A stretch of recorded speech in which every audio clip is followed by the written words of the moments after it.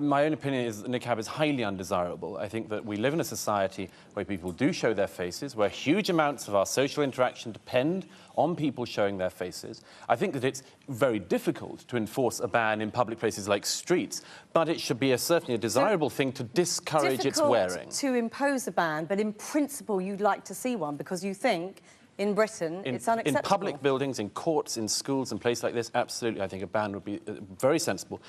Hello guys, how you all doing? Welcome back again to another reaction video. Guys, we are going to be checking out this video. So the title goes like this: Douglas Murray schools Muslim activists wearing hijab in Britain. Guys, I'm super sure you're going to love and enjoy every bit of this. So no further talking, let's dive into it and watch it out. My mum, my sister don't wear it. It's me. It's my personal choice. But yes, and in a free society, the opinions of other people also have to matter.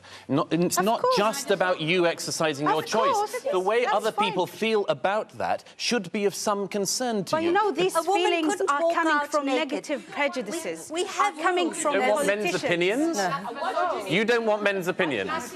I'm sorry, we are going to have to end it there. I'm really sorry. As the only man, I'm sorry you don't want to hear men's opinions. You are about to see Douglas Murray tell the truth as it is. Douglas Murray debates a panel of Muslim scholars on the influence of religion, particularly Islam, in the West today.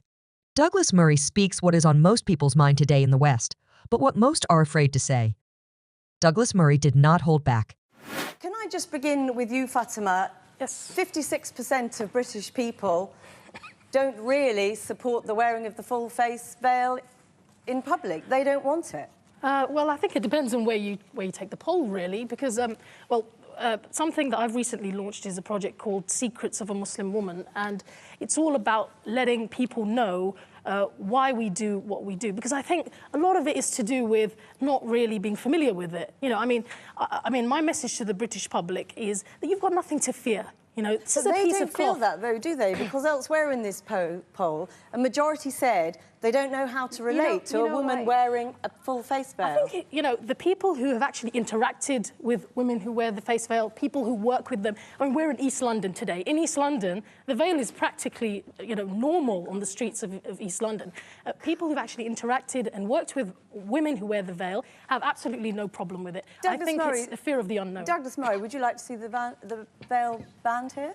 Well, I think, like a majority of British people, I think that it should be banned in public places, particularly places like courtrooms, where it's absolutely imperative that a jury are able to see the faces of people who are accused. As for an overall ban, I think, look, my own opinion is that niqab is highly undesirable. I think that we live in a society where people do show their faces, where huge amounts of our social interaction depend on people showing their faces. I think that it's very difficult to enforce a ban in public places like streets, but it should be certainly a desirable thing to discourage its wearing. To impose a ban, but in principle you'd like to see one because you think in Britain it's unacceptable. In public buildings, in courts, in schools and places like this, absolutely, I think a ban would be very sensible. In streets and so on, I think it's difficult, but it should be societally discouraged. Douglas Murray's stance on the ban of the niqab in public spaces in the UK, particularly in sensitive environments like courtrooms, is grounded in a broader argument about the fundamental requirements of a liberal and open society. A significant portion of human communication relies on facial expressions and visual cues, which are obscured when the niqab is worn. This impediment can hinder social interactions and, more critically, the basic operations of institutions that rely on facial recognition and expressions for identification and communication purposes. Douglas Murray's argument is supported by statistics and public opinion trends indicating a growing discomfort with the niqab in the UK. Surveys, such as those conducted by YouGov, have shown that a substantial majority of the British public supports restrictions on wearing the niqab in public spaces, especially in places where identification and open communication are essential, such as schools, airports, and courtrooms. This sentiment is not isolated to the UK. Similar attitudes can be observed across Europe, with countries like France, Belgium, and Denmark implementing various bans on full-face veils. The Muslim activists' counter-argument that negative sentiments towards the niqab stem from a lack of education and interaction with Muslim women who wear it, while calling for more understanding, overlooks the practical implications of such garments in public and civic life. It's essential to differentiate between promoting cultural sensitivity and recognizing the operational necessities of a society's public and legal systems. Beyond practical reasons, the niqab's presence in public life raises deeper questions about the integration and visibility of women in society. Critics like AI and Hirsi Ali have voiced concerns that the niqab may symbolize the segregation of women from public life and the suppression of their individual identities. Such perspectives are crucial in the debate over how liberal societies should navigate the delicate balance between respecting cultural and religious practices and upholding the principles of equality and openness. Accommodate religious expression in this country. You know, Jehovah's Witnesses who don't want blood transfusions, Sikh people who want to wear turbans. We make exceptions, you know, in certain situations. And so, look, you know, I really want to reach out to the public and say, you've got nothing to fear from us. But take up Yasmin's, I was born in this country. I love this country. Take up Yasmin's point that this is about exceptionalism. Take up Yasmin Alibhai-Brown's point about this is about exceptionalism. We accommodate, don't we, in this country, and in my country, Britain, we accommodate religious expression. We do make exceptions for people, and there's nothing, and that's what I thought. And we cannot destroy the minorities and the religious belief in the name of equality. But what if the majority feel uncomfortable, feel uneasy and say they don't want it? I think then the onus is on us as well, isn't it? I mean, to actually reach out. And I'm hoping that this is just going one step towards that, to say to people, look, you know, we're human beings just like you. But if I may very quickly, religious freedom is an extremely important thing, and I think most people would agree, I hope in this room, that Britain is the most tolerant place in the world to live, including as a Muslim. Yeah. But let's just add one thing to this, if I may. The issue of social interaction is very important, and not just to me, but obviously to a majority of the British people. Yeah. What I say tonight, what Yasmin says and other people say tonight, people see our faces, they know who said it. I'm sorry to say this, but nobody knows who you are. They can hear your name, they can't see you. If I say something stupid on television tonight, people know it's me saying it. If you do, with all due respect, you can disappear and no one knows. No, we're not disappearing. What does this say? The meaning of this thing is extremely important to address. The meaning of this thing is women are by nature dangerous to men and society. Therefore, they must be covered, they must be buried. That's the meaning of it. And that's what I cannot accept.